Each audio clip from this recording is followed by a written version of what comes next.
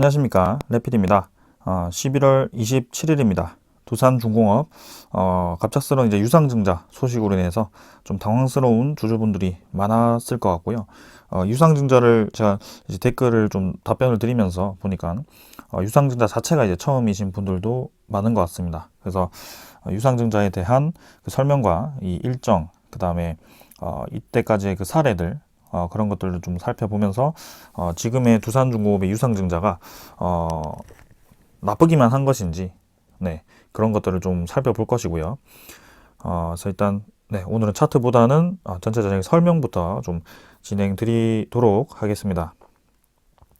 자, 그래서 오늘 이제 이 공시 위주로 좀 확인을 하려고 하고요. 일단은 유상증자에 대해서 좀 설명을 드려야겠죠. 다시 한번 이번 유상증자에 대한 이 얘기를 좀 드리자면, 지금 이제 어제 갑작스러운 결정이 나왔습니다. 그래서 좀 저도 당황스럽긴 했는데요. 상장이 이제 8,280만 주가 유상증자가 진행되게 된다라고 합니다. 그래서 이 유상증자라는 것은 이 증자 방법에는 총 세 가지 정도가, 두 가지라고 할까요? 네, 크게는 이제 두 가지가 있습니다. 유상증자가 있고 무상증자가 있습니다. 네, 증자를 한다는 것 자체가 이미 이제 그 회사의 자본을 늘리기 위한 방법이기 때문에 보통 이제 주식수를 늘리면서 증자를 진행을 하게 되는데요. 그걸 이제 주주분들이 돈을 내므로써 그 돈을 통해서 주식을 이제 발행하는 것을 유상증자라고 하고, 돈 없이 이제 주식수만 늘리는 것을 무상증자라고 합니다. 그래서 이 두 개의 성격은 확실히 차이가 있고요. 보통 이제 무상증자를 진행한다라는 것은 기업의 그 잉여 자금이라든지 자금이 계속해서 이제 증가를 함으로써 어느 정도의 그 재무가 많이 좋아진다라고 예상을 했을 때 이 액면가 분할이라든지 그런 거를 통해서 이제 진행을 하는 거고요. 그래서 무상증자를 통해서 주주분들에게 주주 호환적인 그런 좀 정책을 펼칩니다. 그래서 주식이 증가하게 되면 아무래도 가격이 떨어지게 되지만, 결국에는 이 신호 자체가 기업이 잘 나가고 있다라는 그 신호 자체이기 때문에 결국에는 무상증자를 한 기업들은 결국 올라가는 방향으로 진행이 되고요. 이 유상증자가 이제 조금 문제가 될 수 있는데, 여기에서도 이제 두 가지 방법이 있습니다. 제3자 배정이 있고요. 그 다음에 주주 배정이 있습니다. 이 제3자 배정 유상증자라는 것은 어떤 특정한 기업이라든지 아니면 투자자를 통해서 투자금을 이제 투자 받는 것입니다. 그래서 제3자 배정 유상증자라고 이제 공시가 나왔을 때는 기업의 주체라든지 투자자의 주체가 나오면서 그 투자자가 이 기업에 돈을 납입하는 대신에 주식을 배정을 해주는 그런 일종의 투자금입니다. 그래서 제3자 배정 유상증자도 좋게 시장에서 인식을 합니다. 자, 하지만 이제 주주 배정 유상증자라는 것은 말 그대로 일반 주주분들에게 유상증자 그러니까 주식을 나눠주는 대신 돈을 회수를 해서 그걸 통해서 지금 뭐 채무라든지 투자금을 확보를 하겠다라는 그런 유상증자 방법입니다. 그래서 사실 이 중에는 주주 배정 유상증자가 제일 시장에서 좋지 않게 인식을 하고 있는 것은 사실입니다. 그래서 지금 두산중공업이 시간 외 가격이 좀 10% 가까이 하락한 이유도 그런 이유 때문인 것 같고요. 자, 그래서 전체적인 설명은 드렸습니다. 자, 그럼 이번에 유상증자가 진행되는 것을 보면 지금 5억 2천만 주입니다. 총 발행 주식이 두산중공업이 5억 2천만 주인데, 그 중에 이제 8,280만 주를 신규로 발행을 하겠다라고 계획을 냈습니다. 그래서 그 중에 채무 상환 자금은 7천억, 그다음에 기타 자금 8천억을 통해서 투자금을 하겠다. 신사업 뭐 가스터빈 3천억, 아니면 풍력 에너지 2천억, 나머지 뭐 SMR이라든지 뭐 3D 프린팅이라든지 그쪽에 투자를 하겠다. 투자금 확보를 위해서 8천억을 이렇게 추가로 한 것이고요. 그래서 이 투자금과 투자 계획과 그 다음에 채무 상환 계획을 합쳤을 때 1조 5천억 원을 미리 이제 정한 겁니다. 그 금액을 정해서 이제 발행 주식 수를 나누게 되면 그 예정 발행가가 이제 그렇게 나오게 된 겁니다. 그래서 회사 입장에서는 이 발행가가 이제 이 결정이 되었을 때 18,100원보다 높게 되면 이 1조 5천억보다 많이 돈이 확보가 되는 것이기 때문에 기타 자금이 늘어나는 호재가 있고요. 혹은 이제 예정 발행가보다 유상증자 결정 가액이 떨어졌을 경우에는 이제 좀 더 1조 5천억보다 낮아지게 되는 그런 모양새가 될 겁니다. 근데 뭐 기사를 통해서 보았지만 일단 이 채무 상환 자금 7천억이 중요한 것 같고요. 그 다음에 3천억과 2천억 정도 해서 한 1조 2천억 정도만 이번에 회수가 되어도 괜찮은 실적이라고 볼 수 있을 것 같습니다. 자, 그래서 지금은 그렇게 진행이 된 거고요. 자, 그러면 한 주당 신주 배정 주식 수가 있죠. 네, 그래서 8천만 주를 이제 유상증자를 발행을 하게 되는데 이게 이제 한 주당 주주분들이 한 주당 배정받는 주식 비율이 정해져 있을 겁니다. 그래서 지금 아까 8,280만 주가 있죠.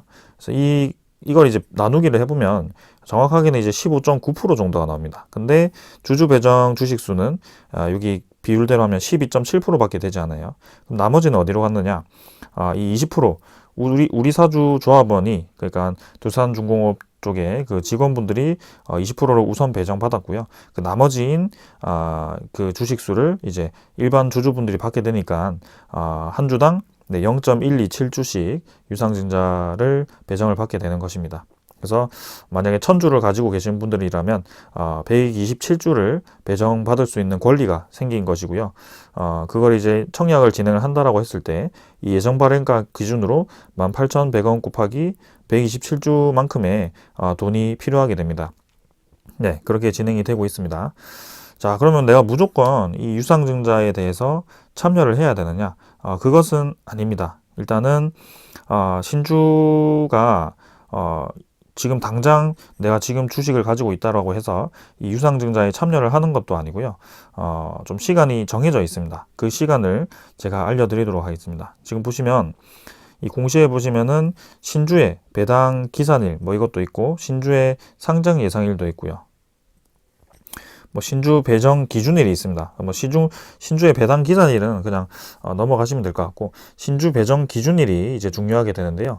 이게 이제 1월 3일입니다. 1월 3일이라는 것은 말 그대로 신주를 받기 위해서는 내가 유상증자에 참여를 하기 위해서는 1월 3일까지는 주식을 들고 있어야 된다라는 것입니다.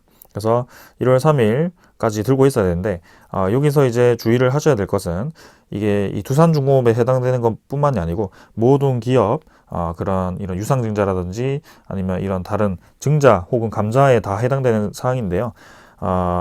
주식 거래가 보통 신용 거래까지 포함이 되어 있기 때문에 2일 정도의 그 D 플러스 여러분 계좌 보시면 D 플러스가 되어 있죠. D 플러스 2. 그래서 그 2일 정도는 전에 돈을 넣어야 됩니다. 원래. 그래서 1월 3일이 지금 아마 월요일일 겁니다. 네, 그래서 1월 3일이 월요일이기 때문에 그 이틀 전이라고 한다면 또 이제 일요일, 토요일까지 치셔서 이틀 전이라고 생각하실 수도 있지만 거래일 기준으로 이틀 전까지 들고 계셔야 됩니다. 그래서 월요일이 만약에 기준일이라고 한다면 1월 2일, 일요일, 1월 1일 주말 빼고요. 12월 31일 요때가 이제 하루 전이 되고요. 12월 30일 요때가 이틀 전이 됩니다. 그래서 12월 30일까지 두산중공업 주식을 들고 계시면 그 주식수에 곱하기 12.7%에 대한 그 신주 권리가 생기고요. 그 권리에 대해서 또 이제 권리를 행사할 수 있고 행사하지 않을 수도 있습니다. 그래서 일단 기준일은 12월 30일이 된다라는 것을 기억을 하시면 될 것 같고요. 자, 그러면 그 권리를 행사할 수 있는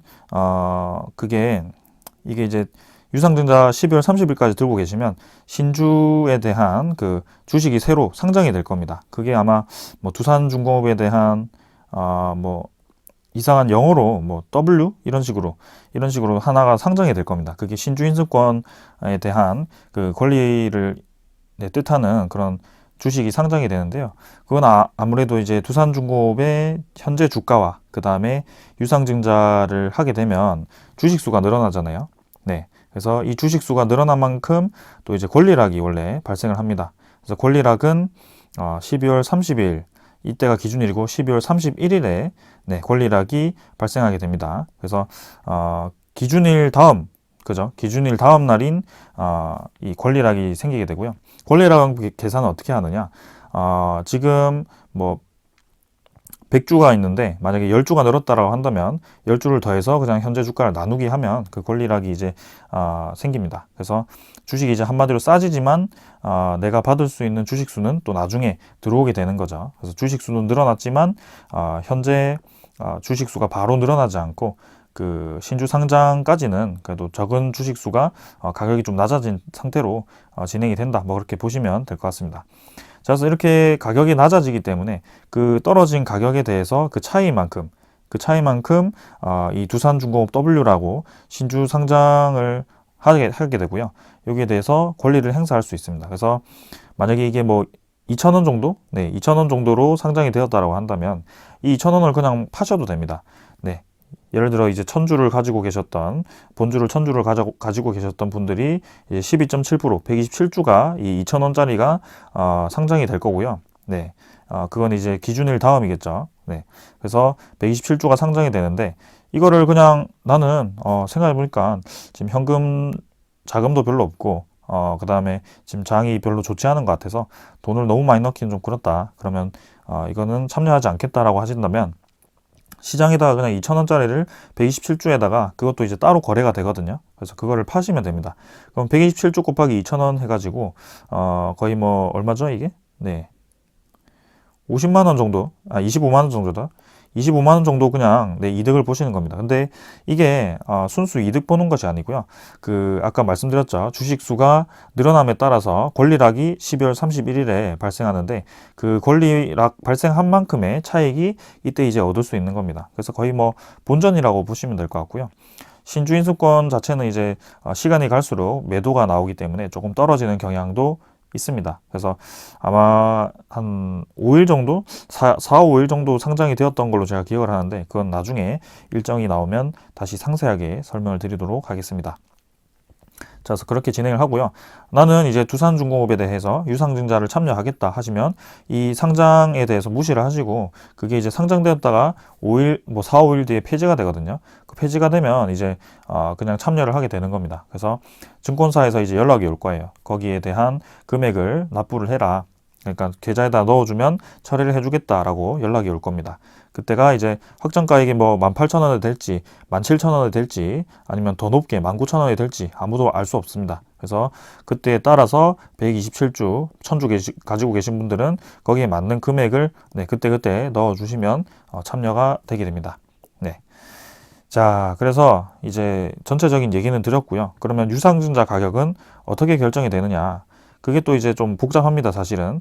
여기서 1차 발행가액 네, 결정 기준이 있고요. 2차 발행가액 결정 기준이 있습니다. 이 공식이 있는데 아무튼 어떤 특정 기간에 주가를 산술 평균을 해서 그 기준 주가 곱하기 뭐 할인율 곱하기 해서 이런 식으로 뭐 발행가액 계산하는 식이 있습니다. 그래서 결국에는 평균적인 그 기간 동안의 평균적인 주가가 높을수록 발행가액이 높아지게 되는데요.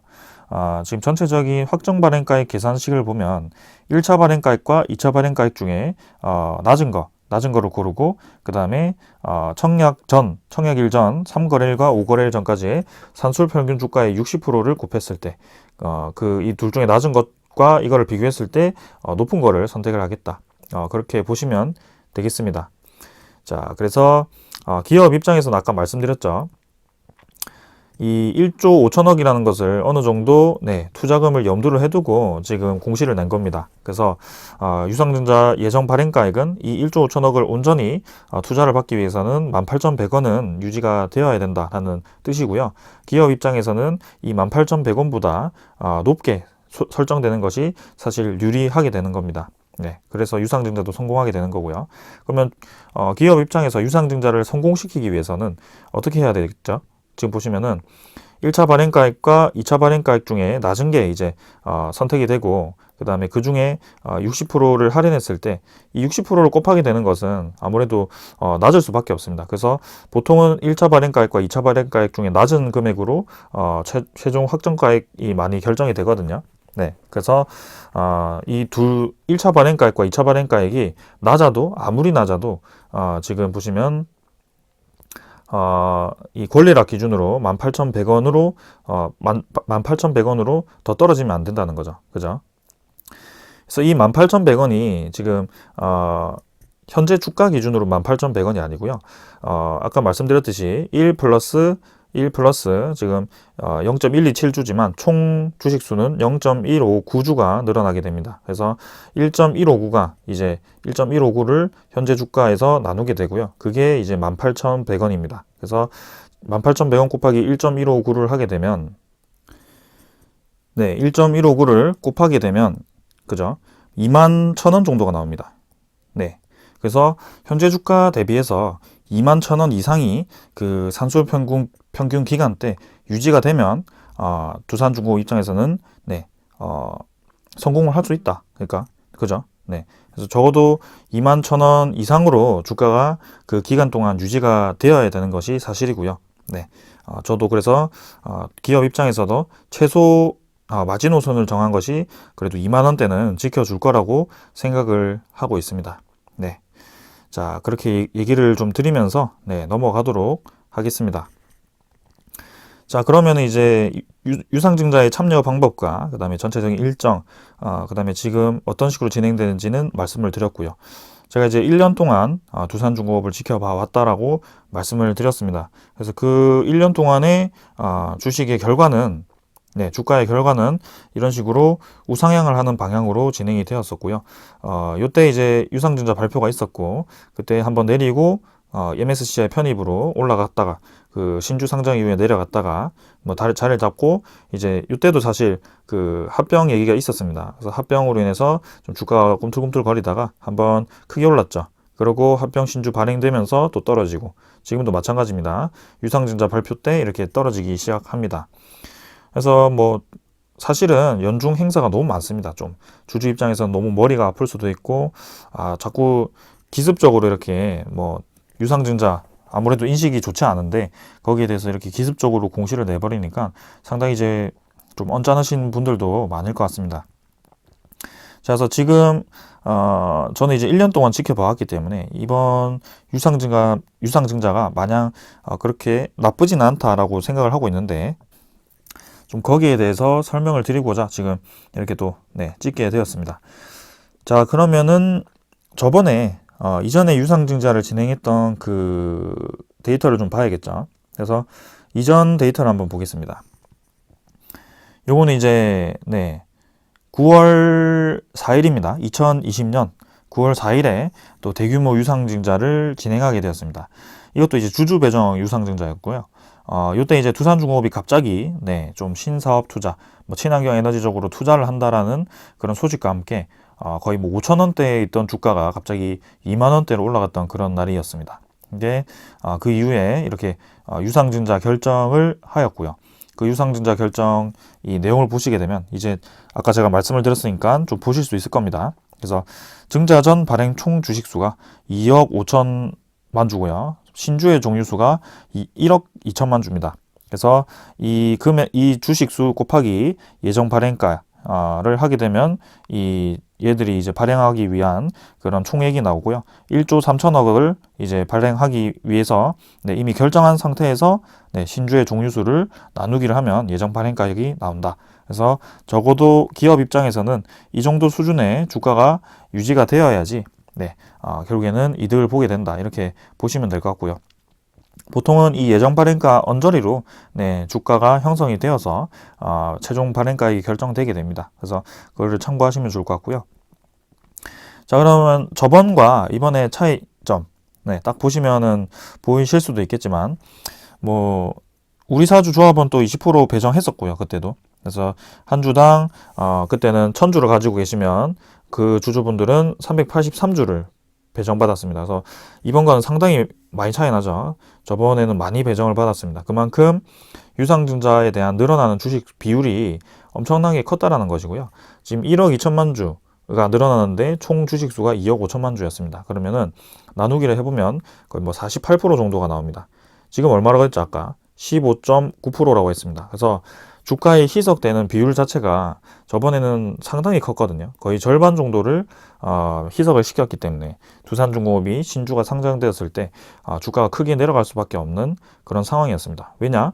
이렇게 예정 발행가액이 싼데 지금 주가 대비해서 그게 이제 절반 정도가 늘어난다라고 하니까 떨어질 수밖에 없는 거죠. 근데 지금 기준으로 했을 때는 15.9%라면 거의 뭐 5분의 1도 안 되는 수준입니다. 그래서 저번보다는 확실히 주가 희석 비율로 따졌을 때는 적다. 그리고 그 모집되는 금액이 어디에 쓰이는지가 상당히 중요합니다.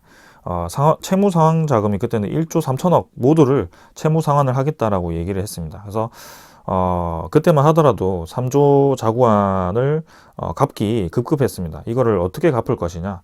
그래서 두산 인프라코아도 매각이 안 된 상태였고요. 두산 솔루스는 이제 막 매각을 하던 상태였습니다. 그래서 재무적으로 아주 불안한 상태였죠. 요때도. 그래서 앞으로의 두산 계획이 좀 사실은 불분명한 그런 상황이었습니다. 근데 지금 이번에 아까 보시면은 절반도 아니죠. 절반보다 적은 금액을 채무상환금 7천억으로 하고요. 나머지는 이제 기타 자금 8천억으로 들어가서 진행을 하게 된다라고 했죠. 그래서 이번에는 새로운 신사업에 대한 투자금이 포함이 되어 있다. 그래서 보통은 3자 배정 유상증자를 했을 때 혹은 주주 배정 유상증자를 했을 때 그 돈이 어디에 쓰이느냐에 따라서 이 유상증자에 대한 평가를 하게 되는데요.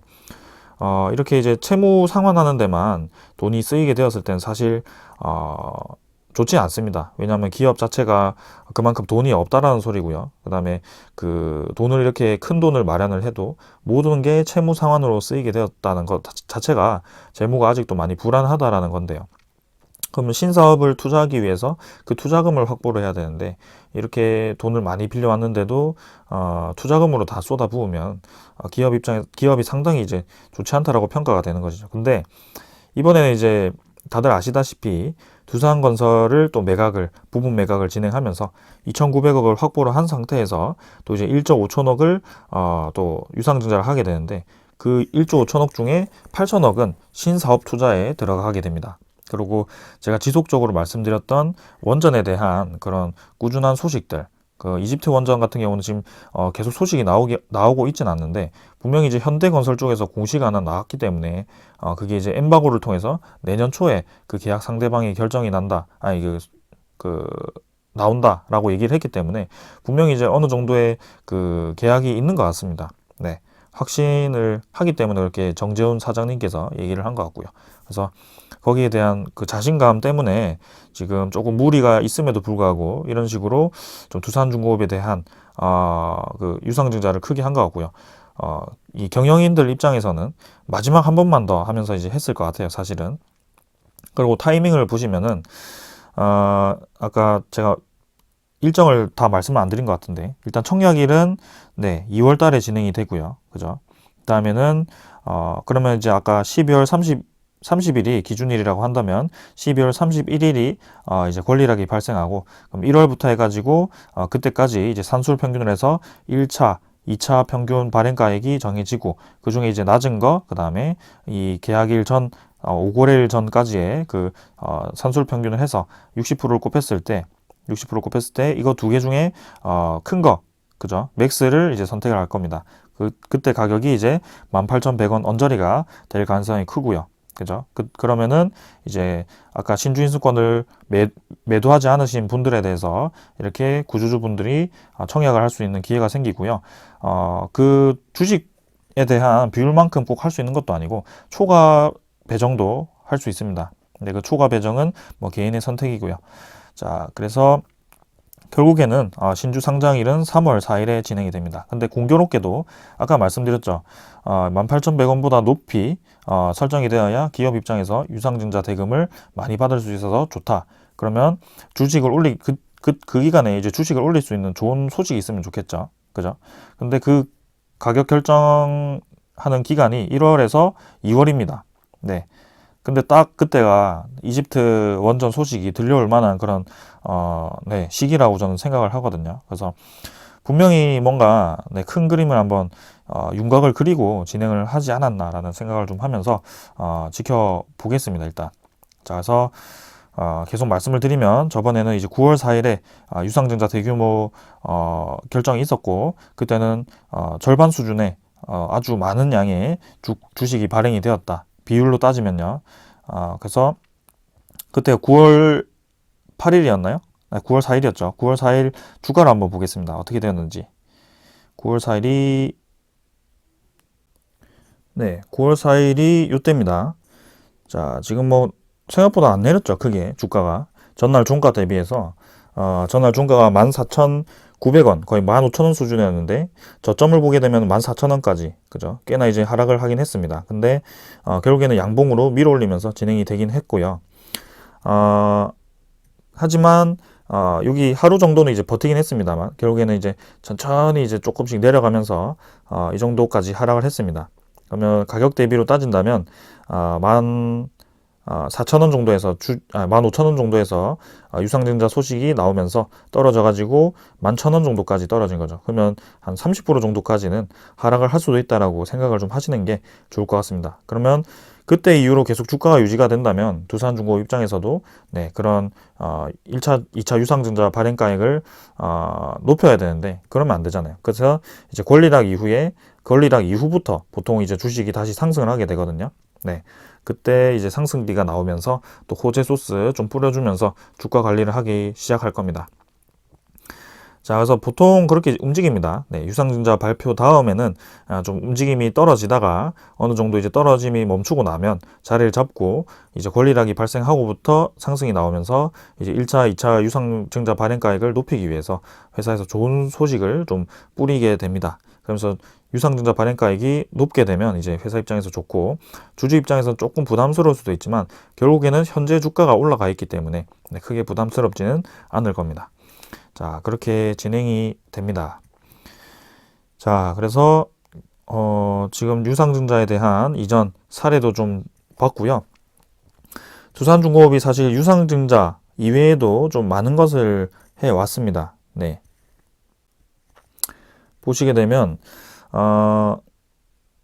제3자 배정 유상증자도 진행을 좀 했습니다. 이전에 두산 자체에서 이거는 아까 말씀드린 10월 달에 있었던 그 9월 8일에 공시했던 그 유상증자가 끝나고 이제 새로 3자 배정 유상증자를 진행함으로써 투자금을 이제 받은 거고요. 그 투자금이 타법인 증권의 취득으로 쓰이게 되었습니다. 그 법인 취득 증권은 그 법인은 이제 두산 퓨얼셀이었고요. 두산 퓨얼셀에 대한 그 타법인 증권을 받았죠. 그래서 두산중공업이 두산 퓨얼셀의 대주주가 되었고요. 그렇게 이제 3월에 진행을 했습니다. 올해 3월에. 그 다음에 이제 나왔던 소식이 회사 합병 결정이 나면서 두산인프라코아를 매각하는 과정에서 투자 사업부와 그 다음에 일반 그 두산 밥켓을 가진 그 부문을 분할을 해가지고 그죠? 두산 밥켓을 매각을 같이 하지 않기 위해서 두산인프라코아를 쪼갰습니다. 그죠? 그래서 두산인프라코아 사업부는 현대 쪽에 팔고 나머지 두산 밥켓에 대해서는 여기서 이제 감자 비율을 곱해가지고 요거를 이제 두산중공업으로 끌고 가서 상장을 시키는 그런 작업을 좀 했었고요. 그때도 총 발행 주식 수가 꽤나 많았습니다. 대주주 지분은 사실 합병 비율로 이제 계산되어서 늘어나진 않았지만 그때도 6천만 주 이상 상장이 되었던 걸로 제가 기억을 하는데요. 비율로 따진다면 그때도 이제 거의 4억 주 정도에서 6천만 주 이상 이렇게 또 상장이 되어가지고 그죠? 4억 2천만 주 정도였나요? 그래서 그 정도 상장이 되어서 비율로 따진다면 뭐 지금보다 조금 많았을 것 같습니다. 한 20% 가까이 되는 그런 비율로 주식 수가 좀 늘어났을 것 같은데요. 자, 그러면 그때 이 주가도 보시게 되면 사실 이제 합병 그 소식이 나오고부터는 조금 이제 주가가 조금 내렸다가 올랐다가 이런 식으로 반복을 했던 것 같습니다. 그래서 크게 움직임은 없었고요. 사실 합병가액을 결정하기 위해서 이렇게 또 주가가 높이는 과정이 나왔고 그 이후에 신주 상장이 되면서 합병 신주가 상장이 되면서 고점 대비해서 이제 떨어지는 그런 과정도 있었습니다. 그래서 그런 과정 다 겪으면서 결국에는 우상향하는 방향으로 지금도 진행이 되고 있고요. 전혀 저는 문제가 없다라고 생각을 하고 있습니다. 자, 그래서 대표적인 이 주주 배정 유상증자의 좋은 사례를 제가 하나 드리고자 합니다. 이건 이제 두산중공업이 아니고 다른 기업입니다. LNF라고 제가 최근에 MSCI에 대해서 주목을 하고 지금 LNF를 매일매일 리뷰를 했던 기업인데요. 지금 이제 MSCI 기간이 거의 끝나가기 때문에 그걸 이제 분할 매도로 접근하라고 말씀을 드리고 있습니다. 그런 종목인데요. 자, 그 종목을 보게 되면 이 LNF마저도 지금 2차 전지 최전방에서 양극재를 주로 생산하는 아주 좋은 기업인데도 불구하고 지금 올해 5월 18일에 유상증자를 발표를 했습니다. 그거 구주주 배정이고요. 그죠? 주주 배정 후 실권주 일반 공모. 이게 지금 두산중공업에서 진행하는 것과 똑같습니다. 그래서 신주 종류가 650만 주고요. 증자 전 주식수는 2,800만 주로 지금 퍼센트로 따진다면 네, 25% 이상이죠. 네. 그래서 꽤나 이제 많은 양을 또 진행을 했었던 그런 네. 주주 배정 유상증자였고요.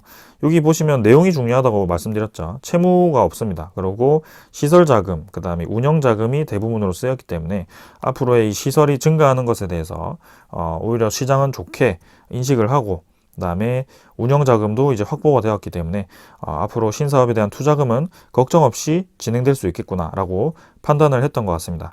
그래서 LNF 차트를 보시게 되면 오히려 이제 유상증자 이슈가 나왔음에도 불구하고 주가가 크게 많이 하락하지 않았습니다. 뭐 5월 18일이라고 한다면 이때입니다. 그죠? 이때도 사실 이날 발표 나고 다음날 이제 많이 내렸죠. 많이 내렸다가 또 오후까지 다 반등을 하면서 마무리를 했습니다. 그래서 거의 종가 비슷하게 또 맞추고 끝냈고요.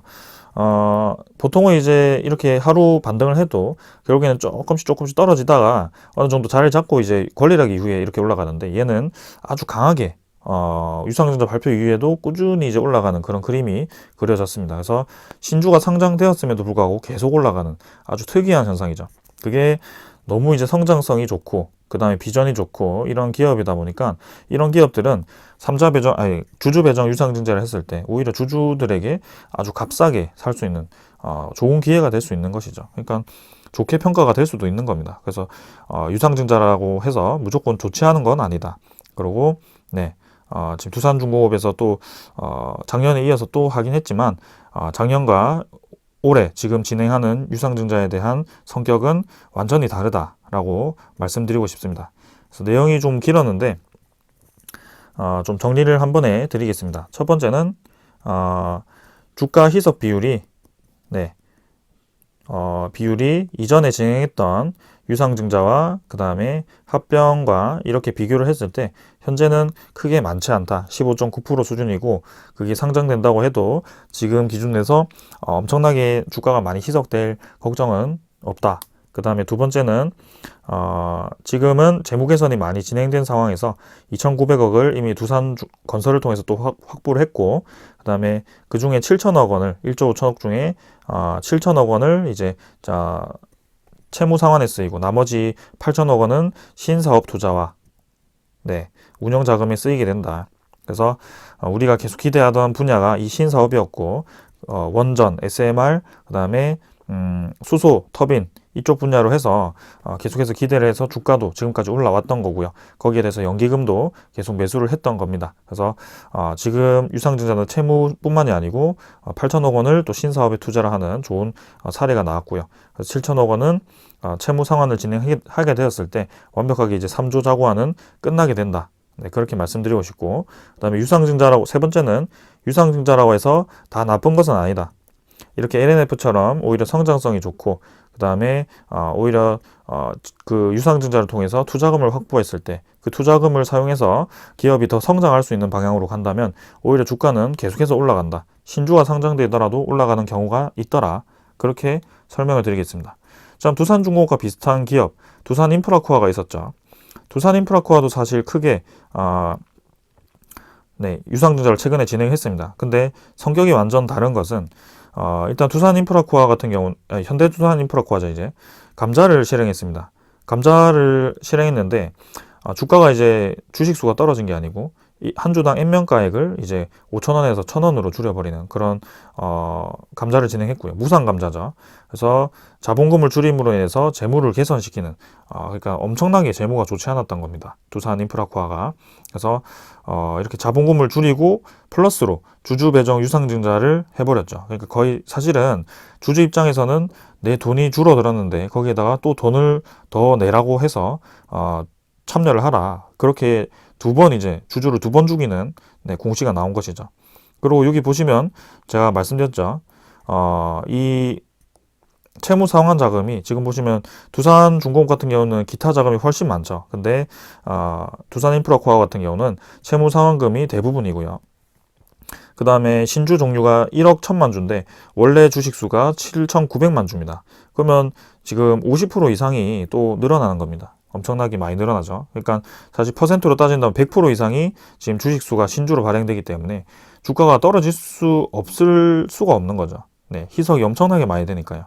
그래서 상당히 부담스러운 그런 유상증자였다. 그래서 두산인프라코아 주가는 지금 힘을 못 쓰는 거고요. 두산중공업은 지금 많이 다른 상황이라는 것을 알고 계셨으면 좋겠습니다.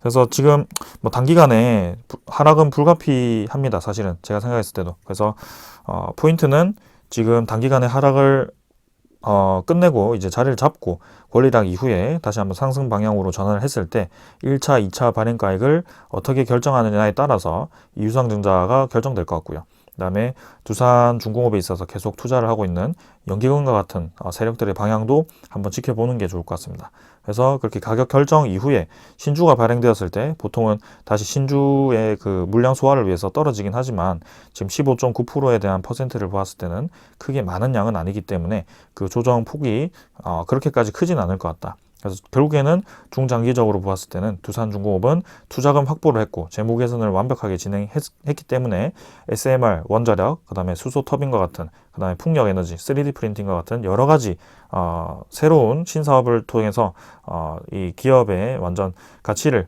바꾸게 되는 것이죠. 네. 그래서 세계적인 에너지원의 그런 트렌드를 따라서 두산중공업이 성장하는 그런 한 해가 되지 않을까라는 저는 생각을 합니다. 내년이고요. 그래서 꾸준히 지켜볼 예정이고, 네. 지금 뭐 단기간에 뭐 한두 달 보려고 이렇게 투자하는 게 아니기 때문에 냉정하게 말씀드리면 돈을 급하게 필요하신 분들은 지금 돈을 빼셔야 됩니다. 근데 돈이 지금 당장 필요한 돈이 아니고 나는 버틸 수 있다 하시는 분들은 최대한 버티시는 게 저는 답이라고 봅니다. 자, 오늘 여기까지 하고 마무리하겠습니다. 감사합니다.